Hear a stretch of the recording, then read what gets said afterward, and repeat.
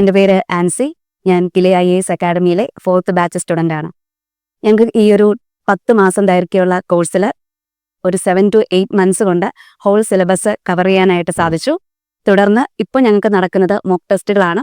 ഈ ഒരു 2-2.5 മാസം കൊണ്ട് ഓരോ സബ്ജക്റ്റിൻ്റെയും അതുപോലെ തന്നെ ഫുൾ മോക്ക് ടെസ്റ്റും ഞങ്ങൾക്ക് അക്കാഡമി പ്രൊവൈഡ് ചെയ്യുന്നുണ്ട്. ഇവിടുത്തെ അധ്യാപകരെക്കുറിച്ച് പറയുമ്പോൾ പലതവണ മെയിൻസ് ആയിക്കോട്ടെ ഇൻ്റർവ്യൂസ് ആയിക്കോട്ടെ അറ്റൻഡ് ചെയ്തിട്ടുള്ള ഹൈലി ക്വാളിഫൈഡ് ആയിട്ടുള്ള അധ്യാപകരെയാണ് ഞങ്ങൾക്ക് കിലെ IAS അക്കാഡമി പ്രൊവൈഡ് ചെയ്യുന്നത്. അതുകൊണ്ട് തന്നെ ഏതൊരു സമയത്തും പേഴ്സണൽ മെൻറ്റർഷിപ്പ് ഞങ്ങൾക്കിവിടെ ലഭിക്കുന്നുണ്ട്.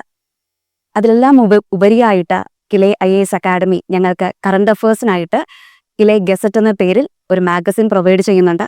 നമുക്കറിയാം എത്രത്തോളം ഇമ്പോർട്ടൻ്റ് ആണ് സ്റ്റാറ്റിക് ആയിട്ടുള്ള സബ്ജക്റ്റിനോടൊപ്പം തന്നെ കറണ്ട് അഫേഴ്സ് സബ്ജക്റ്റ് നമ്മൾ സിവിൽ സർവീസിന് വേണ്ടി കോച്ചിങ് എടുക്കുന്ന സമയത്തുള്ള പ്രാധാന്യത്തെക്കുറിച്ച്. ആ ഒരു സമയത്ത് കിലെ IAS ഗസറ്റ് എന്ന പേരിൽ ഈ പുറത്തിറക്കുന്ന കറണ്ട് അഫേഴ്സിൻ്റെ മാഗസിൻ എനിക്ക് വളരെ യൂസ്ഫുൾ ആണ്.